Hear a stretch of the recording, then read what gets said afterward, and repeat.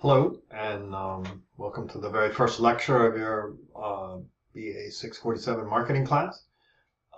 Before we start with the material, you should have read Chapter 1 at this point, and Chapter 1 of the textbook at this point. And the way I structure the lectures in this course, I will give you about a 15 to 20 minute, maybe as much as a 25-minute lecture, which will be followed by a series of questions, and you will need to answer those questions prior to proceeding to the rest of the lecture. Some chapters may be broken into 3 segments, some chapters into 2 segments, but after each segment there will be a series of 2, 3, 4, or 5 questions. The reason I do this is because we are online, I can't see you and I can't tell what it is you're understanding or not understanding. So by asking you to answer a few questions in between the segments of the lecture, it gives me a sense of whether how I'm explaining things is understandable to you. And also, basically, you probably don't want to listen to me for an hour at a time.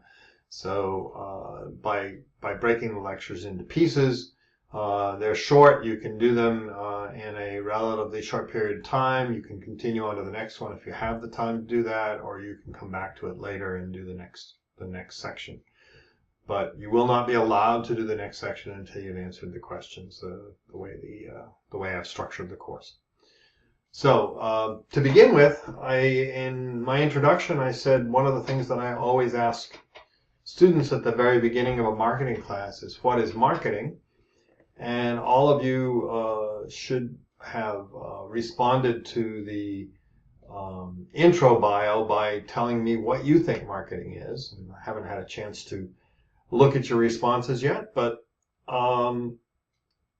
my general experience when I ask this question is most people think about marketing as the piece of marketing that you see as consumers, and that is the advertising piece, the people telling you what their product is and why you may or may not be interested in buying it or acquiring it.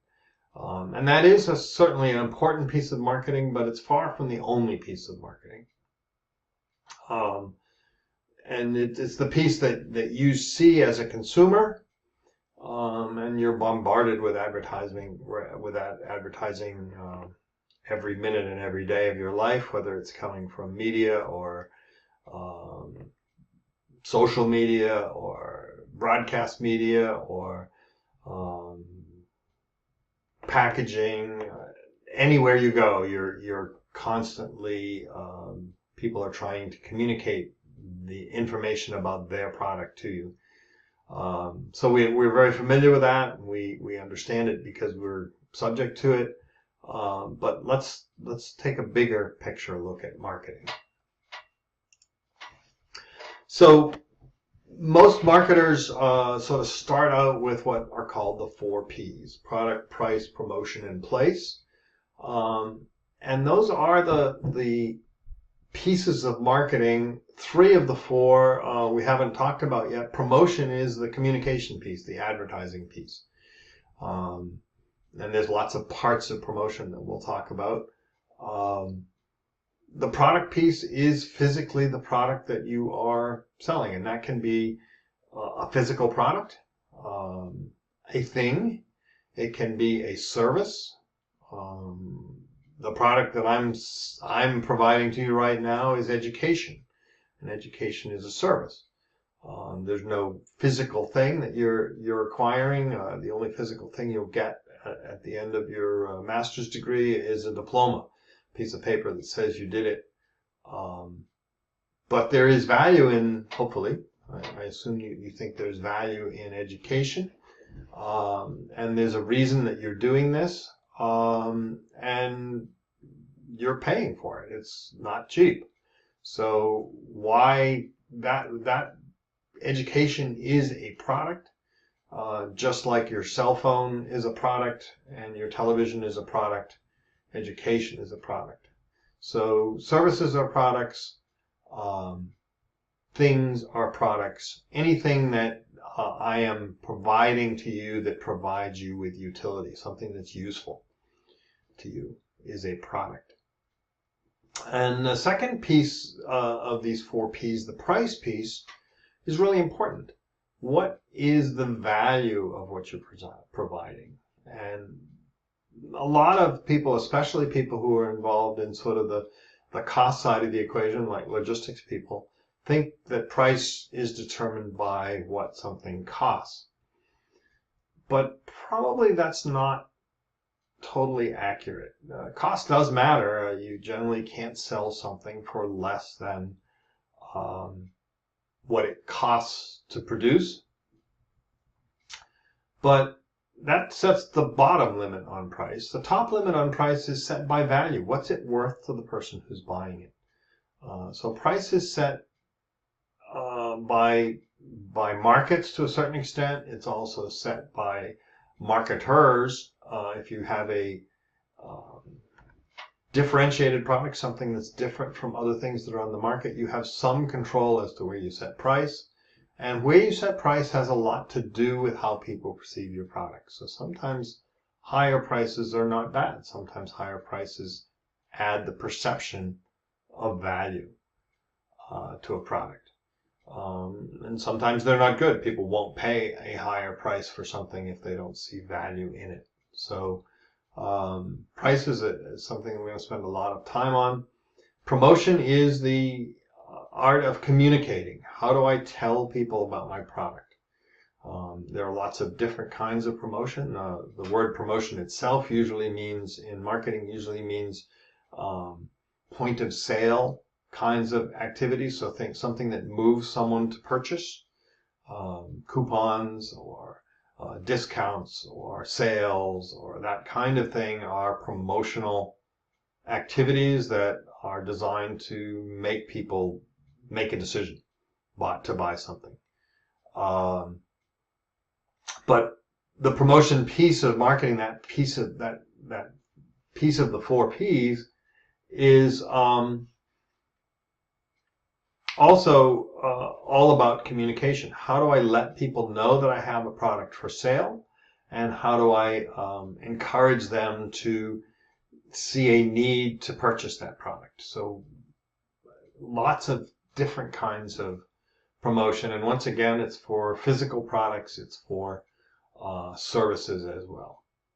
And the fourth P, place, is the logistics piece. It's where my product gets sold. So how do I get the product to the place that the consumer needs it? And place is very complicated. It's not as simple as it sounds. Do I choose to sell my product at retailers, or do I choose to sell it directly through the internet? If I choose to sell it through retailers, which retailers do I choose to sell through? Do I sell it through Walmart, or do I sell it through Macy's, or do I sell it through some specialized retailer that only sells certain kinds of products rather than general retailers like Macy's or Walmart's? What am I trying to deliver, and how do I sell it? And how do I use the supply chain and or the delivery chain to make that delivery possible? And my choice is based on what my consumer needs. Does my consumer need the product quickly? And do they need it? If they don't find it quickly, will they find a substitute instead? So if we're talking about things like candy bars or sodas, those products are distributed everywhere, because when we need a soda, we're thirsty and we want to get our soda now. We don't want to have to travel a half an hour to get it, or wait for it to come in the mail, or in the via UPS or FedEx, or even via an Amazon drone. We need it now. So things like sodas and candy bars are distributed everywhere. They're in convenience stores, they're in gas stations, they're in grocery stores, they're even in vending machines. So the place for that kind of thing is a different kind of a place from, say, something like a refrigerator, where you buy it infrequently. It's very large, and you need to have local service in order to install it and maybe to take away your old one. So you need a different kind of a distribution system for refrigerators than you do for candy bars. So the basic place thing is we want to have products delivered when they're needed by the consumer, where they're needed by the consumer. We don't want to deliver snow shovels to Florida. We don't want to deliver air conditioners to Maine in January. We want to have the things in the right place at the right time for the needs of our customers, our consumers. Another question, what's branding? And I've got a bunch of brands sitting up here on the screen in front of you. I'm presuming that you all know all of those brands, or certainly most of those brands. What I'd like you to think about is, what do those brands mean to you?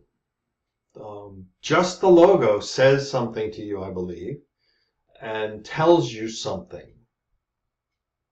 The logo here, if we were in a classroom, I'd say, does anybody know what that logo is? And I'm expecting that 100% of the hands would go up. It's a Mercedes logo. What does it mean to you? Well, for most people, it means quality. It probably means expensive. It means very well put together. It means engineering. It means lots of things without you having to even think about it. So it's an important and powerful tool that tells you a lot without me, Mercedes, having to say a lot. I've created a brand that you understand and know something about. Therefore, my communication project becomes much easier. The same could be true of this brand down here. You may or may not love McDonald's, even though the slogan there is "I'm loving it." But I would expect that most of you know what McDonald's is. You know what to expect when you go into a McDonald's. McDonald's doesn't have to put a sign on the highway that says, "We have Big Macs." You know that. You know they have fries. You know what their fries taste like. You've got a lot of information about McDonald's just from seeing the golden arches there. Pretty powerful. If I'm starting a burger joint and my name isn't McDonald's, I have to tell you a lot more about my product to get you to try it than McDonald's does. They've already done all that work. Another one over here, Apple. What does Apple say to you? I would expect that probably fully half of you own Apple products, at least an Apple phone, maybe more than that. What does Apple mean to you? Does it mean quality? Does it mean high tech? Does it mean ergonomically beautiful things? What does it mean? I think it probably means many of those things. It's a powerful brand name. It's a powerful tool for Apple to introduce new products. They put that brand on something new, and immediately you have an expectation as to what that brand is going to mean. Got a couple of sports brands up there. The Red Sox, my favorite baseball team. What does that brand mean to you? Notre Dame, a big college football power. What does that brand mean? Those things are important. Building a brand, once you have a brand, the power of the brand is to protect your existing products, because the brand power, people are comfortable with the brand, they know what it means, and they're comfortable buying it and seeking it out. And secondly, it makes it much easier for you to introduce new products because your brand is already known. So very powerful thing, and you use this to create this. So that's kind of what branding is. We're going to be, in this course, creating marketing plans, and your textbook is set up basically in order of how to create a marketing plan. So every marketing plan generally has these pieces to it.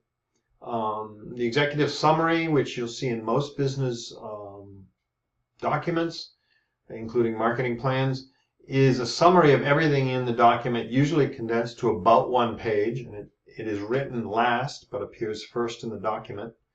And it is there to summarize what's in the document so that an executive looking at that document can quickly determine whether the rest of the document is something he or she needs to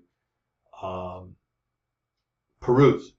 So it should have a summary of what has been done, what's been found, and what recommendations are being made in the document. And it has to be very clear and concise, and it includes pretty much everything that's in the document, but melted down to a 1-page summary. Second piece, the current situation. What's going on in the world right now? What's the situation that we're in? That might be we have a new product. There are 6 other products like it or similar to it on the marketplace. They have this much market share, that much market share, so forth. So what's the situation we're in right now? That's the current situation. What kind of objectives do we have for our product, and what might be the issues? That's the third piece. What are we trying to do with this new product we're developing? Now we start to look at more narrower type objectives as opposed to larger goals. And what are the target market? Who are we trying to sell? What are we going to target here? Who are those customers, and how do we want to position our product?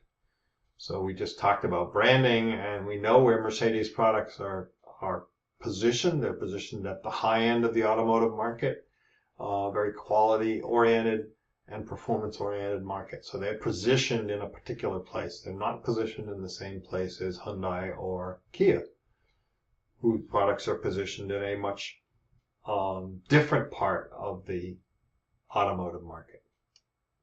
Once we've figured out our objectives, we know our target market, we know what kind of a position, now we can develop a marketing strategy to achieve those objectives. The marketing strategy doesn't come until all those other things have been done. So now we have a strategy, then we come up with specific programs to achieve that strategy. We look at what the financial implications of those marketing strategy and programs are, and finally we talk about how we're going to implement this, and then look at what the results are after we've implemented. How do we control the implementation? And like any business or anything we try to do, whether it's business or not, we are attempting to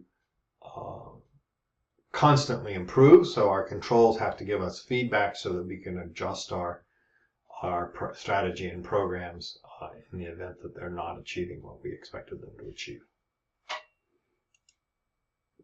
So for planning, it has to be a structured process.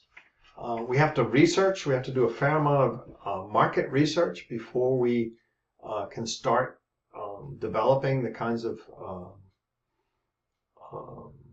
marketing strategy and programs that we're trying to do.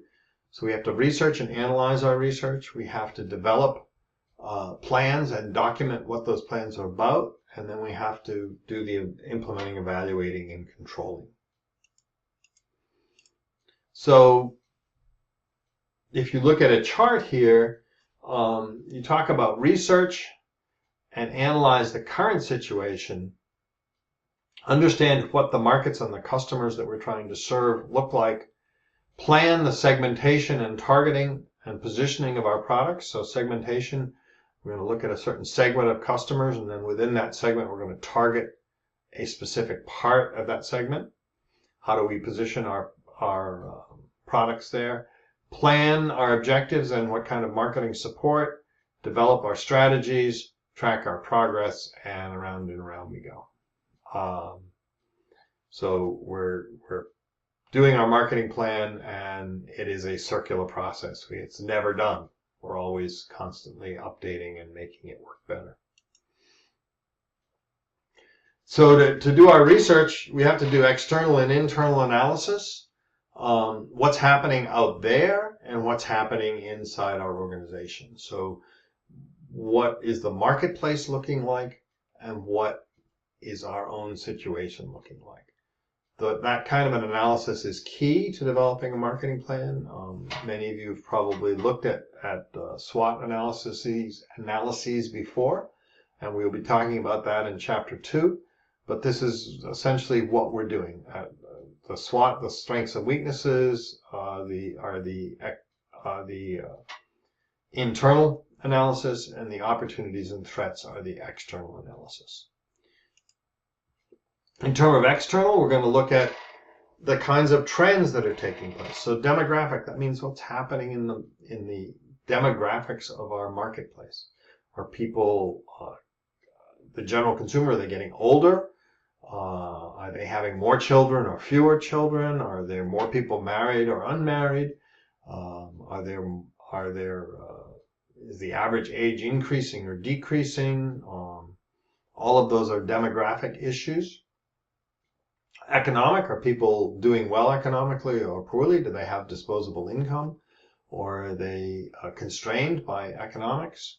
What's happening technologically is right now we're in a stage technologically where things have changed really rapidly. In the last 10 years, we've gone from sort of an embryonic internet marketplace to one that is becoming a dominant marketplace, and mobile computing on your cell phones and tablets has become so ubiquitous that everybody does it, and we don't even think about it too much anymore, but it's a dramatic change, and it changes all sorts of marketplaces. So understanding the technological issues, the political and legal issues, what's happening if let's say we're in we're selling cigarettes.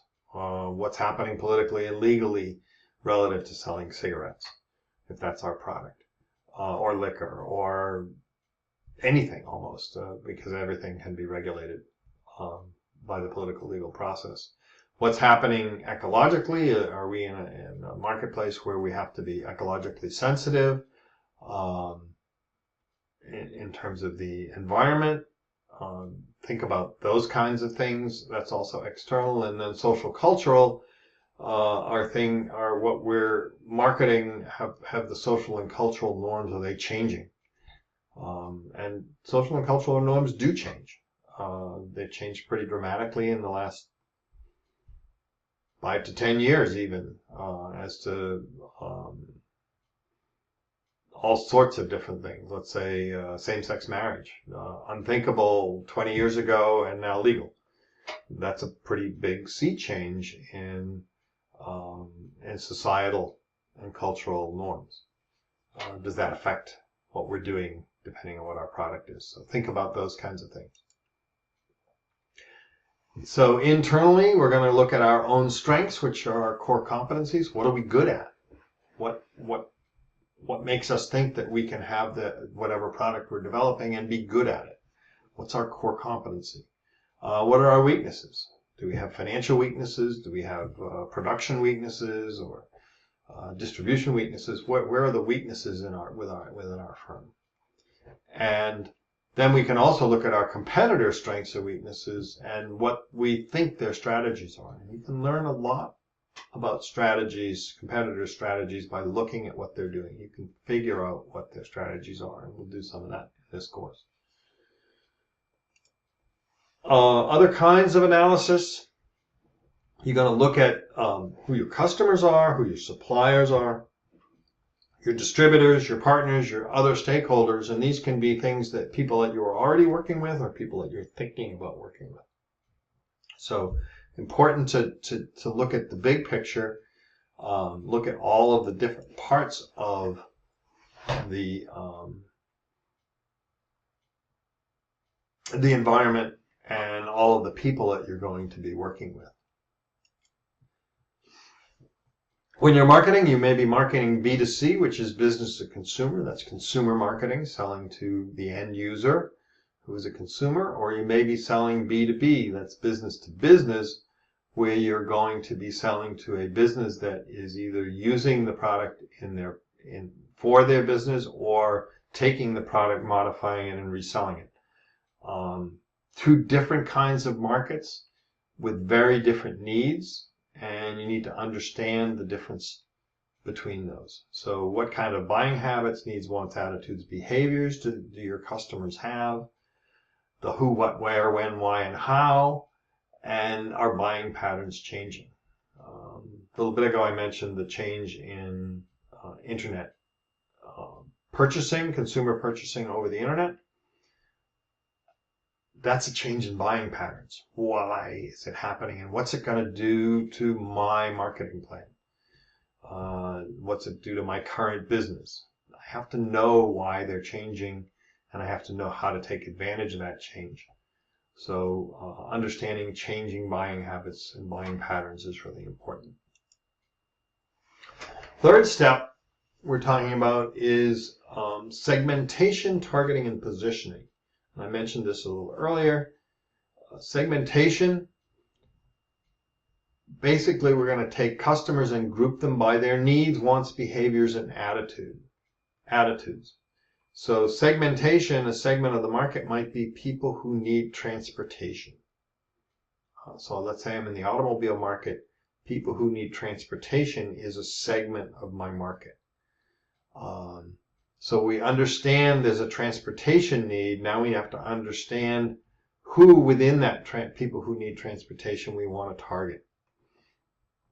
So we want to select a specific segment of that market. We used Mercedes earlier. They've chosen to target a very narrow segment of the transportation market, which is the sort of performance and or luxury end of the transportation market. They're not going to be the largest car maker, but they have a very specific target, and they've done a very good job over the years of defining and positioning their products to target that market.